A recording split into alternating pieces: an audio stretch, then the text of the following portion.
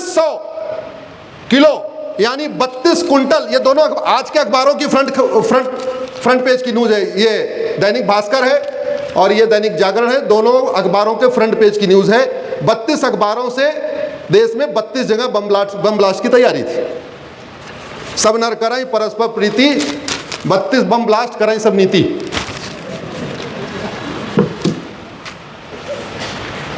बत्तीस quintal RDX इकट्ठा हो गया,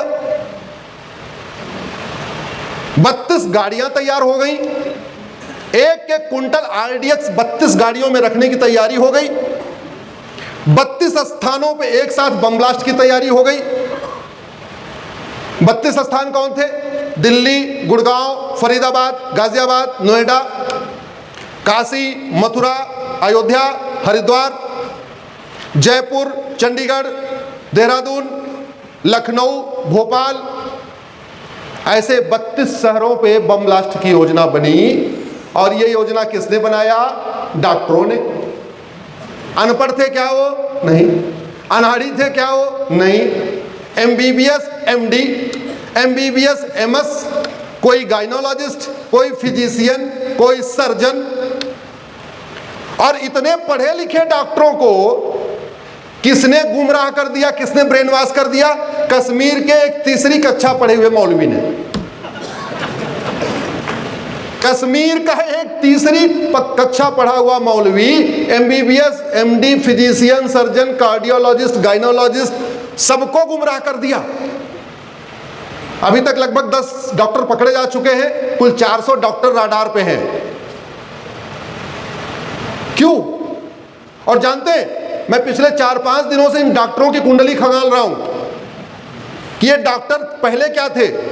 तो कोई डॉक्टर का पूर्वज जाट था, कोई डॉक्टर का पूर्वज गुर्जर था, कोई डॉक्टर का पूर्वज जुलाहा का था जो बुनकर का काम करते हैं, दलित परिवार का था, कोई यादव था, कोई कुर्मी था, कोई पटेल था, कोई केवट था, कोई नाई था, कोई धोबी था, कोई ब्राह्मण था, कोई क्षत्रिय था, कोई वैश्य था, कोई दलित था।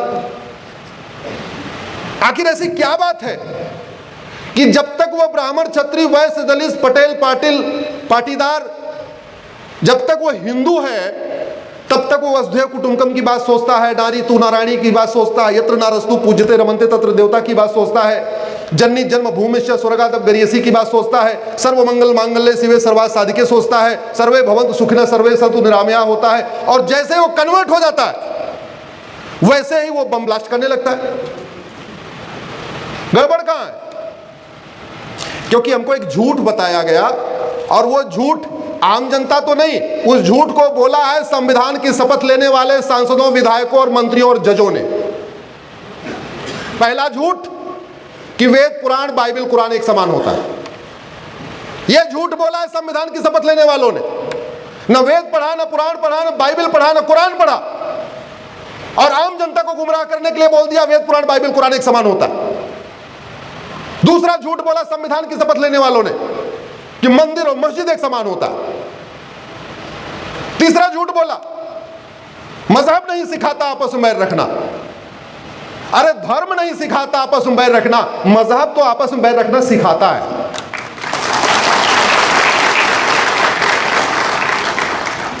चौथा महाझूठ कि गुरुकुल, मदरसा, मिशनरी स्कूल, मॉन्टेसरी स्कूल एक समान होता है। यह सबसे बड़ा झूठ है। लेकिन इस झूठ को इतने दिन से बोलते आ रहे। संविधान की शपथ ले रहे हैं, संविधान की शपथ लेके वेतन भत्ता, गाड़ी बंगला ले रहे हैं, free air ticket, free rail ticket, आजीवन पेंशन ले रहे हैं, सब कुछ ले रहे हैं हमारे आपके टैक्स के पैसे से। और आपको झूठ बोल बोल के गुमराह किया जाता है कि गुरुकुल, मदरसा एक समान होता है। मैं आप लोगों से पूछता हूं, बहुत सारे अधिवक्ता बंधु बैठे हैं, माननीय जज साहब बैठे, ये संविधान भारत को बर्बाद करने के लिए बना है कि भारत को आबाद करने के लिए? जोर से बोलिए जरा। अगर ये संविधान भारत के लिए बना है, भारत की संस्कृति के लिए बना है, तो संविधान की व्याख्या नेशन फर्स्ट रख के करना चाहिए या नेशन लास्ट रख के करना चाहिए? लेकिन बहुत सारे संविधान द्रोही, संविधान विरोधी गद्दारों और मक्कारों ने संविधान की व्याख्या नेशन को लास्ट में रखे किया है। और अब जो खतरा आ चुका है, यह ऐसा खतरा है कि शायद आप अभी थोड़ा आश्चर्य हो रहा है। क्यों? क्योंकि आपके घर का कोई बम ब्लास्ट में मरा नहीं है। आपको भी ज्यादा खतरा इसलिए नहीं दिख रहा है कि आपके परिवार का कोई नहीं मरा। आपको खतरा इसलिए नहीं दिख रहा है कि आपकी किसी बेटी के साथ लव जिहाद नहीं हुआ, आपको खतरा इसलिए नहीं लिखा कि आपके घर से किसी किडनैपिंग नहीं हुई। खतरा है। अगर डॉक्टर आतंकवादी हो सकता है तो पायलट आतंकवादी नहीं हो सकता क्या? जोर से बोलिए जरा। भाई जहाज में तो दो ही लोग रहते हैं ना, दो ही पायलट होते हैं। अगर उसमें से एक पायलट जिहादी हो गया, दूसरे पायलट को चाकू मारा और पूरी जहाज लेके गिरा दिया तो क्या करेंगे? अगर doctor, MBBS, MD, physician, surgeon, cardiologist, gynaecologist आतंकवादी हो सकता है तो ट्रेन का ड्राइवर आतंकवादी नहीं हो सकता क्या? ट्रेन के ड्राइवर में कितने ड्राइवर होते हैं? कोई रेलवे इंजन में दो ही तो होते हैं।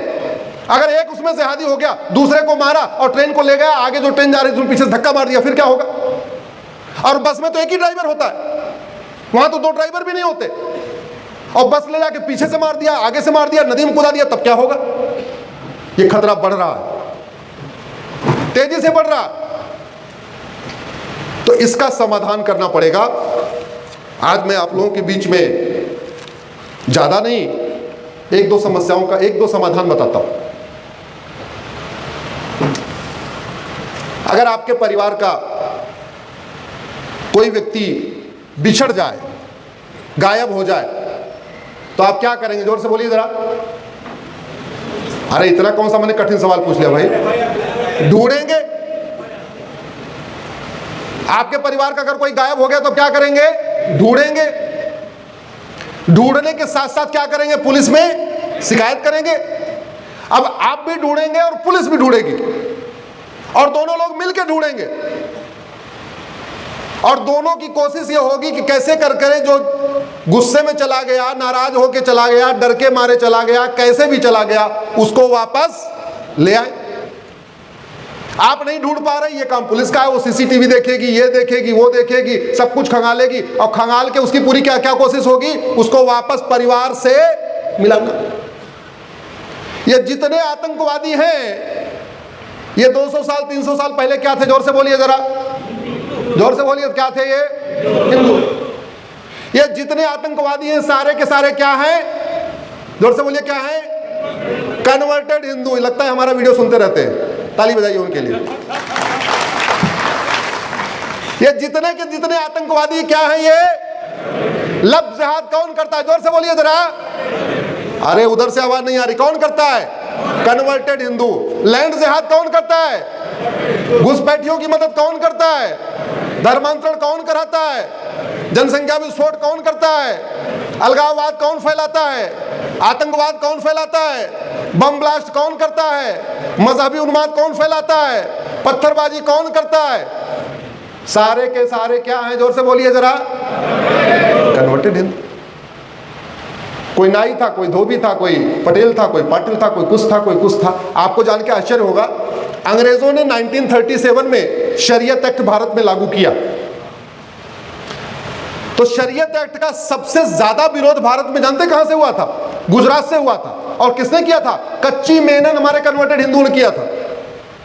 कच्ची मेनन कन्वर्टेड हिंदुओं ने बोला हम तो हिंदू मैनेजेट से फॉलो करेंगे, हम शरीयत एक्ट मानेंगे नहीं। और आज उसको फॉलो करते करते आप उनको रिवर्स करिए तो आज मानेंगे क्या? नहीं मानेंगे। क्यों? क्योंकि इतने दिनों कंटिन्यू रह लिए। मैं एक बात बहुत विनम्रता से कहता हूं, अब समय आ चुका है प्रत्येक मठ मंदिर को घर वापसी का केंद्र बनाया जाए।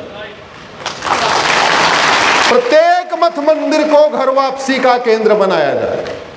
प्रत्येक मठ मंदिर अपना एनुअल टारगेट सेट करे कि हम कितने लोगों को घर वापसी कराएंगे। आखिर एक तरफ जोशुआ प्रोजेक्ट चल रहा है क्रिश्चियंस का, उनका टारगेट है कि हम एनुअली इतने लोगों को कन्वर्ट करेंगे। दूसरी तरफ एक और प्रोजेक्ट चल रहा है, उनका टारगेट हम इतने लोगों को धर्मांतरण कराएंगे। तो क्या हमारे पंडा, हमारे पुजारी, हमारे महंत, हमारे गुरु, हमारे कथावाचक, हमारे भगवत कथावाचक, हमारे आचार्य, हमारे मंडलेश्वर, हमारे महामंडलेश्वर, जितने हमारे पंडा पुजारी हैं, ये घर वापसी का टारगेट नहीं ले सकते क्या? जोर से बोलिए जरा। और जानते हैं धर्मांतरण कराने वालों जो कराते हैं उनका एक ही लेके एक छोटा सा पैकेज है। क्या? आ जाओ हमारे यहाँ, कन्वर्ट हो के हमारे यहाँ आ जाओ, जन्नत मिलेगी। जन्नत में क्या मिलेगा? दूध की नदी। जन्नत में क्या मिलेगा? फूलों का गद्दा। और जन्नत में क्या मिलेगा? जोर से बोलिए जरा। वो सवा 125 फीट की, भगवान जाने क्या करेंगे। महिलाओं के लिए कुछ भी नहीं।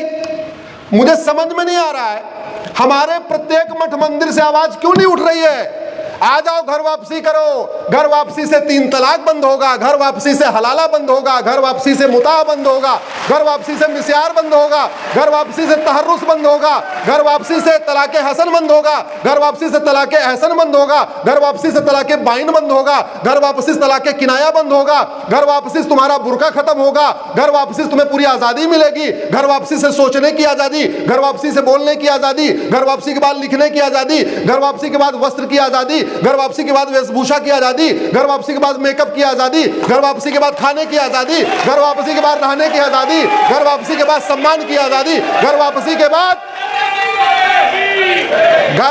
के बाद तुम नौकरानी नहीं बल्कि अर्धांगिनी बन जाओगी, आधे अंग की मलिका बन जाओगी। ये बात हमारे मठ मंदिर से क्यों नहीं उठ रही है?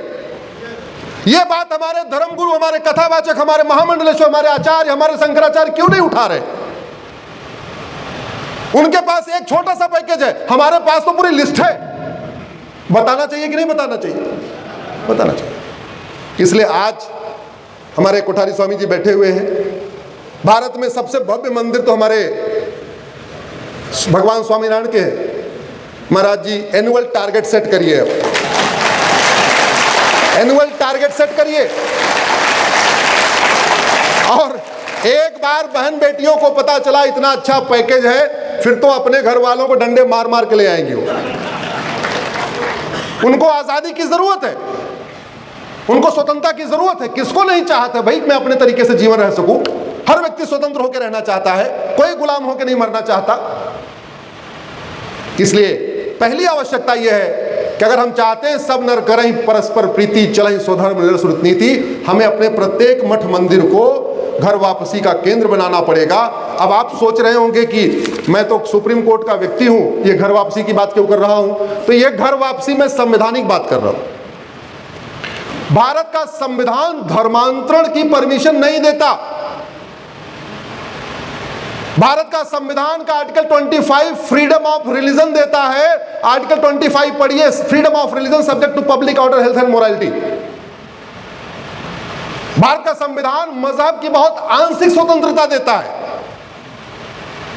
भारत का संविधान रिलीजन की बहुत पार्शियल, बहुत थोड़ी सी स्वतंत्रता देता है। और जिस स्वतंत्रता देते समय भी 3 कंडीशन लगा दिया कि मजहब को फॉलो करते समय कोई ऐसा काम नहीं करोगे जिससे पब्लिक ऑर्डर डिस्टर्ब हो जाए, मजहब को फॉलो करते समय कोई ऐसा नहीं काम करोगे जिससे किसी की हेल्थ खराब हो जाए, और मजहब को फॉलो करते समय कोई ऐसा नहीं काम करोगे जो मोरालिटी के खिलाफ हो, इमोरल हो। ये बताइए धर्मांतरण कराना इमोरल है कि नहीं? जोर से बोलिए जरा। धर्मांतरण कराने से पब्लिक ऑर्डर डिस्टर्ब हो रहा है कि नहीं हो रहा है? धर्मांतरण के बाद जब आदमी कन्वर्ट हो जाता है तो देश में अशांति फैला रहा है कि नहीं फैला रहा है? अल्टीमेटली पूरे देश में अराजकता कौन फैला रहा है? कन्वर्टेड हिंदू। आतंकवाद कौन? कन्वर्टेड हिंदू। जिहाद कौन? कन्वर्टेड हिंदू। मजहबी उन्माद कौन? कन्वर्टेड हिंदू। पत्थरबाजी कौन? कन्वर्टेड हिंदू। तो भारत का संविधान धर्मांतरण स्वतंत्रता देता ही नहीं है। हाँ, भारत का संविधान कहता है भारत की संस्कृति को मजबूत करो, भारत की परंपरा को मजबूत करो, भारत के ज्ञान विज्ञान को मजबूत करो, इक्वलिटी सबको मिलनी चाहिए, लिबर्टी सबको प्रियम्बल पढ़िए, liberty of thought, liberty of belief, liberty of faith, liberty of worship. ये जितनी लिबर्टी दी हुई है ये धर्म में है कि मजहब में है? जोर से बोलिए जरा। धर्म में है। इसका मतलब घर वापसी कराने से संविधान मजबूत होगा, घर वापसी कराने से बाबा साहब अंबेडकर का सपना साकार होगा, घर वापसी कराने से गुरु गोलवलकर जी का सपना साकार होगा, घर वापसी कराने से वीर सावरकर जी का सपना साकार होगा, घर वापसी कराने से सरदार पटेल का सपना साकार होगा। इसलिए हम सब लोगों को मिलके घर वापसी अभियान शुरू करना चाहिए। और घर वापसी अभियान केवल मठ मंदिर से क्यों? ये जितने बिजनेसमैन हैं जो अपने घर में अपने यहाँ काम देते हैं लोगों को, वो घर वापसी क्यों नहीं करा रहे?